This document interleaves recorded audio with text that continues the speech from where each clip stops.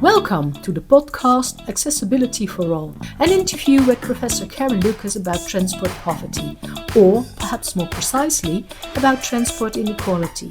Because yes, it is often due to a lack of money, education or work that people cannot use transport or cannot use transport properly. But there are many more other causes. Professor Karen Lucas is a social researcher and lecturer at the University of Manchester. She is seen as the world's leading expert on transport inequality. In this podcast, she talks about how her research developed up till now. Her interviewers are Marieke Smit and Jeroen Bastiaanse. Marieke is Head of Strategy for Mobility of the Dutch Ministry of Infrastructure and Water Management. Jeroen is Senior Researcher at PBL, the Netherlands Environmental Assessment Agency, and obtained his PhD under Karen Lucas in 2020. Karen, thank you so much for the opportunity to speak with you. And my name is Marieke, and next to me, my knowledgeable host, Jeroen. And we are very anxious to have a conversation with you about your research on transport poverty. We understand that you've been researching this topic since the late 1990s already, and we would really like to know how your interest was aroused in this subject. So can you tell us a little bit on how it all started? Certainly. So at the time when I started this research, there was a new Labour government, and they came in with a policy called the New Deal and was very much focused on the most deprived neighbourhoods in the UK, the places where they could see that there were high levels of unemployment, poor educational attainment, high incidences of ill health, quite large crime areas where there was high incidence of particularly petty thefts and crimes and drug-related crimes, as well as poor housing conditions and environments and things like this too. But it was more of a focus for the first time on the people rather than the fabric of the place. And it was also a real emphasis with the words of social exclusion that these people had been left behind by policymakers and by government. It wasn't their fault that they were in this position and that policy needed to change. And a social exclusion unit was set up. And they had a whole series of what they call policy action teams in about 17 different areas, including, as I say, employment and health and education, but also things like shopping and financial security and accessibility to all sorts of other services, which they felt like because these places had been left behind, and the people had been left behind, they didn't have the opportunities to engage with all of these participative activities that are life affirming. And they did this huge report and they came up with this whole new neighbourhood renewal strategy. But what they did was forget about transport.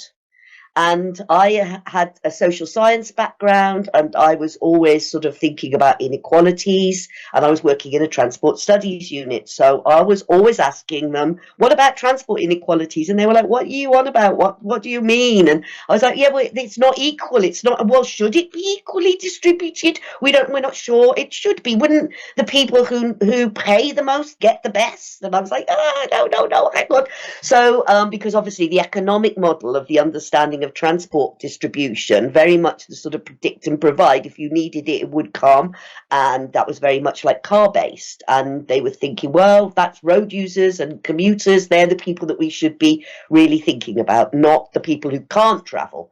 And so I just kept on and on about this idea about transport inequalities and drove the Department for Transport insane, and eventually had the opportunity to do a study for the Joseph Rowntree Foundation, because transport had been left out of all this thing. And it wasn't until people started wanting to go to work, needing to get to the hospital, becoming included, that they suddenly realised they couldn't because of the lack of transport or for very poor public transport facilities in a lot of these neighbourhoods. So this became a second study of the social exclusion unit. And after a couple of years, they produced a report which was making the connections, which they then looked at the way in which transport affected all of these different other social outcomes. And I was lucky enough to be seconded to the social exclusion unit at that time, to help them with the putting together of that report and that information, and it went across government. So it wasn't just a transport thing. It was also linked to the Department of Health and the Department of Work and Pensions and the Department for Education. So everybody had their own targets to meet in terms of the types of transport and accessibility responsibilities that they had. So, for example, the Department for Education would be school buses, and the Department of Health might be patient transport. So trying to bring all of these things together, as well as the land use planning functions, the service planning functions, and so on. And Karen, it's like 20 years since that report was published, the Social Exclusion Unit report. So what is the current state of policy? That then got rolled out, and it introduced this idea of accessibility planning. And the idea was that all local authorities should do this function, and they should look at areas where people didn't have access to public transport, identify them, and then put together an action program to make sure that they did new transport delivery in those areas, targeted towards that particular group, not just the general for all. Mm-hmm. And it got a bit dissipated in the Department for Transport, but it carried on with good effect, with lots of different schemes being put in place, like new buses, new bus routes, smaller community transport things, but also cycling and walking, all sorts of measures to try and improve the transport. Much harder to control the land use effects and the service planning effects, and obviously they're a bit more long term. Before any of that could really come into play, so the short-term stuff was dealt with. Then there was the 2008 austerity crisis, and all the funding from the local transport authorities went. And then there was no longer a Labour government, and then basically the Conservative government really wasn't interested in this agenda. It wouldn't even speak about poverty, let alone transport poverty, right? So then everything really went quiet in the UK, and it was a forgotten agenda. I mean, people like you and I, Jeroen, were still researching this issue, and it hadn't gone away, and we knew it was really important. We got better and better at being able to measure poor accessibility and deprivation, that being transport poverty, the combination of those two things. And we got, better at doing qualitative research. We had more and more evidence, but no one was interested. 2 years later, they're listening again. And still we have to wait to see if they will act, right? Listening is not the same as acting. Absolutely. I think in the Netherlands, we see also a movement in recent years on the view on mobility and transport. We are working on goal setting in this area, trying to make accessibility standards. I do think you have to sort of think to yourself about minimum acceptability. Then you have to think about what's reasonable for somebody to travel to a job in the general population. So how long would generally the population be prepared to, let's say, drive or cycle to a job? You know what that is. Therefore, it is good to have minimum standards set at that national level with some suggestions, but I think you have to accept that there's local flexibility. I think there are definitely. I think there's obviously issues around people having the information about the transport services if people don't necessarily use them regularly, or somebody maybe has suddenly not able to drive anymore, or they want to make a modal shift for other reasons, then they won't know about how the buses operate and the timetables. And I think that whilst obviously there are a lot of apps now, on your phone and everything, not everybody has access to those. There's this informational issue about having the information in a visible place in the public domain, not just on the bus or in the train station or on the app. So there's that, the informational side. There's also very much issues around people's feeling of safety and personal security. So feelings of, if the bus doesn't come and they're left out waiting for a long time. So there's all of those things about more like the acceptability of the service. Is it of an acceptable standard and condition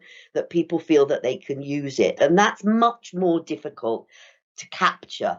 The perception sides of things. It's like, how do you feel when you're doing this? But we do know that there's obviously groups of people that feel more uncomfortable Women, everybody sort of can think of straight away. Interestingly, actually, young men also feel very insecure on public transport because they're seen as the perpetrators of, crime and antisocial behaviour, but actually they are also the recipients, the victims of it quite a lot. Young women too, obviously, but I'm trying to think about some of the unusual, the more unusual suspects. I've done some work with LGBTQ, lesbian, gay, trans people, and they also say that they have feelings quite often of threat towards them.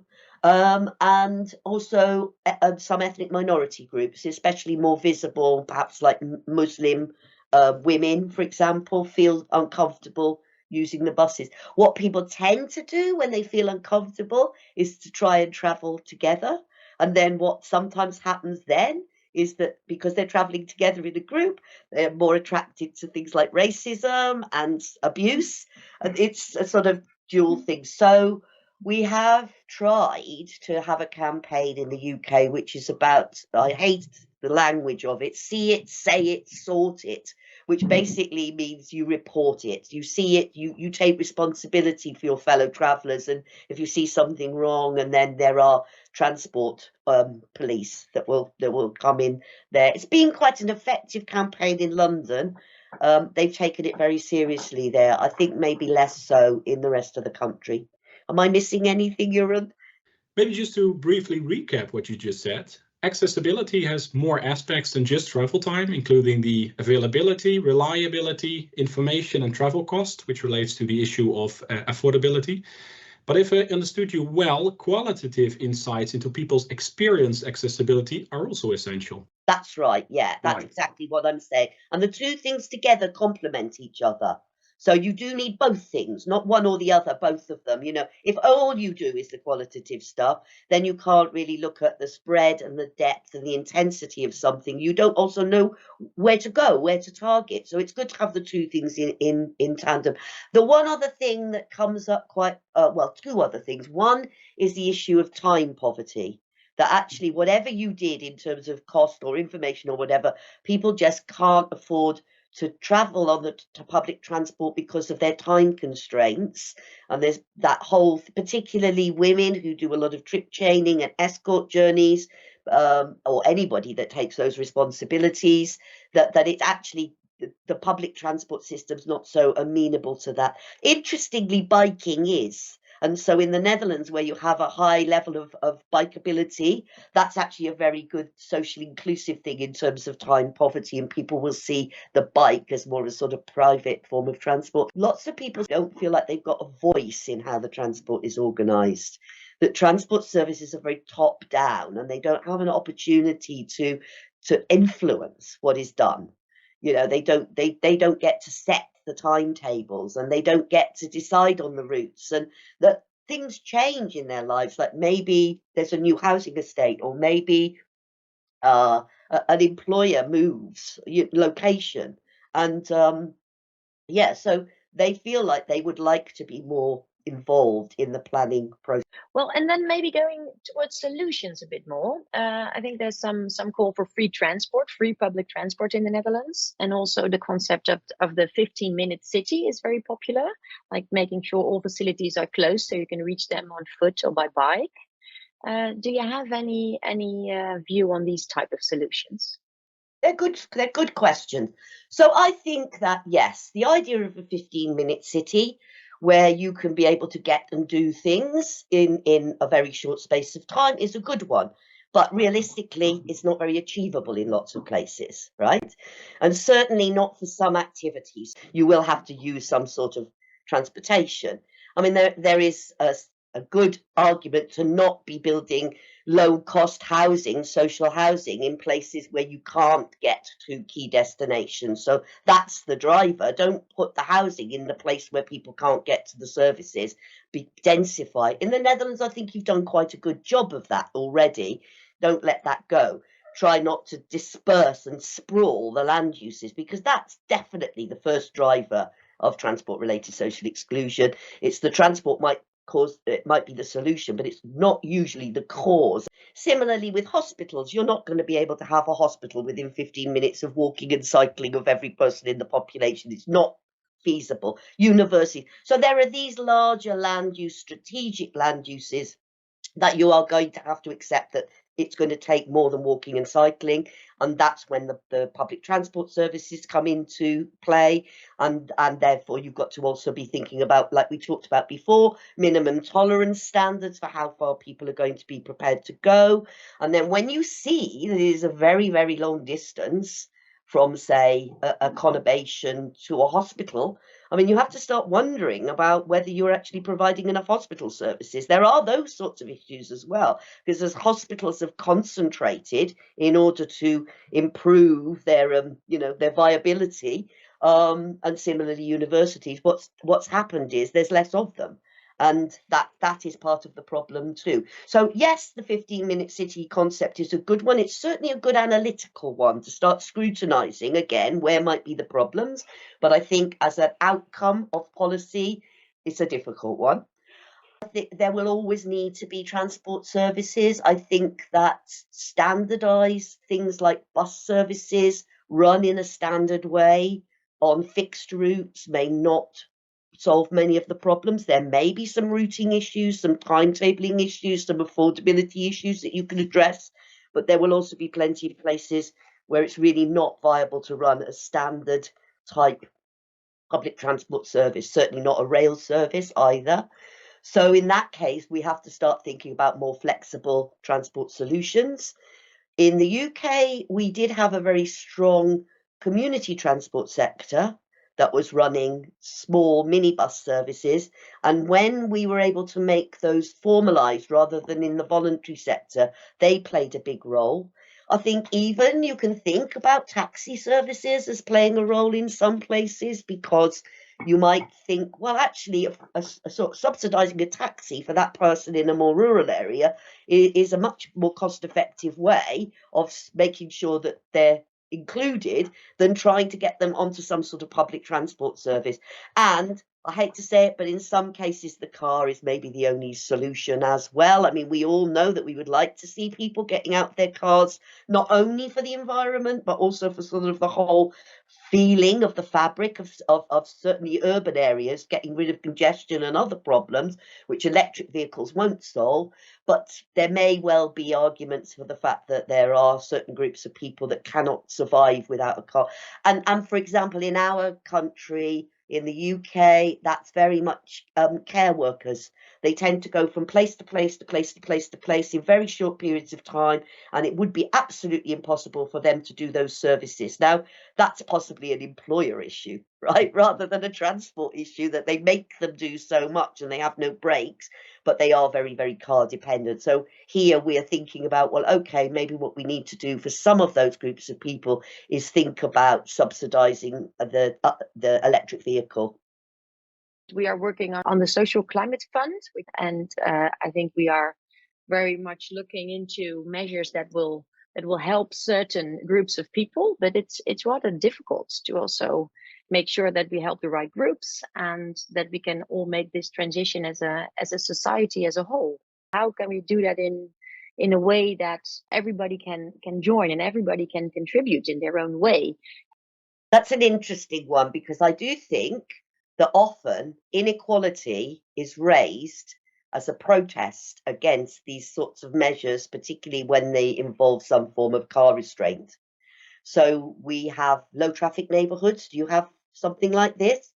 And there is always quite often people shout, "Oh, those people, they need their cars." We're often talking about like areas in the middle of London, But when you actually look at the car traffic through that low traffic neighbourhood, it's coming from way out and going through that neighbourhood. And in fact, the traffic's not helping anybody. And that neighbourhood may be very, very low car ownership, right?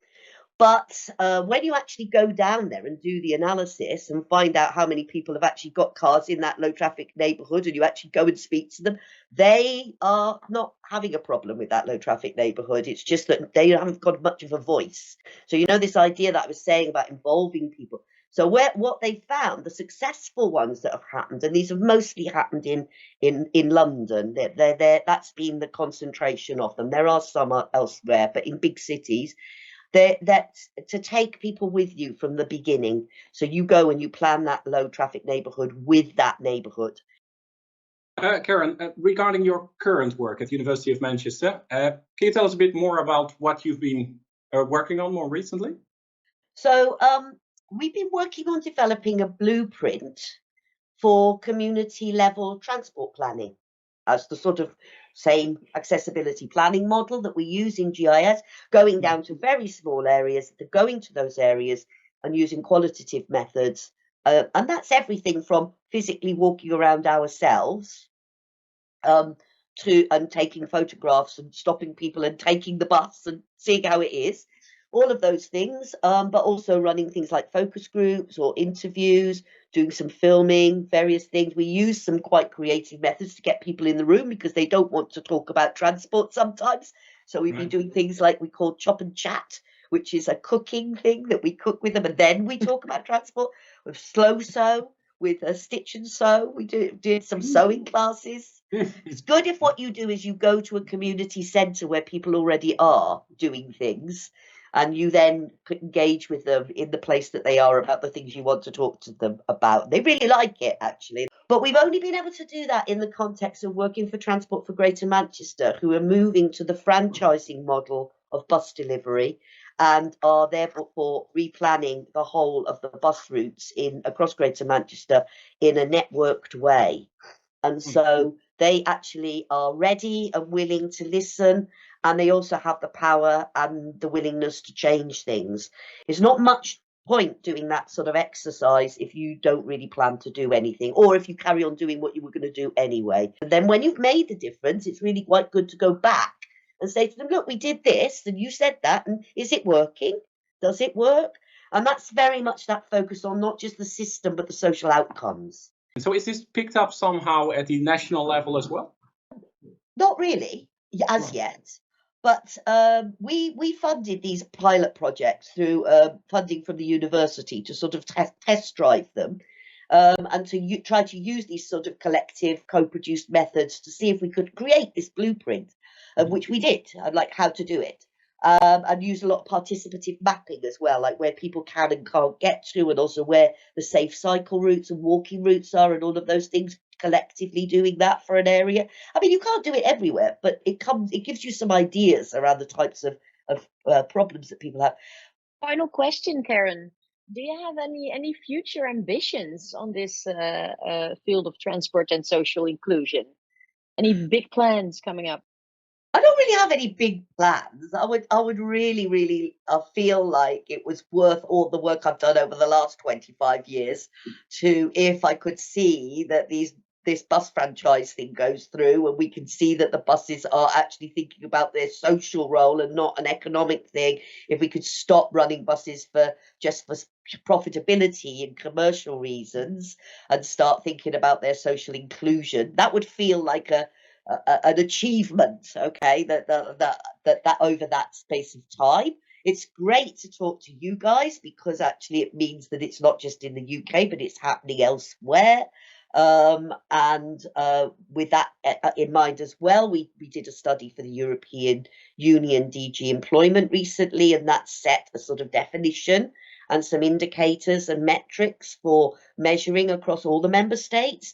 And that has been published and hopefully will come into being. And I'm also hoping, like yourself, that people will be thinking about social exclusion within the context of the Social Climate Fund.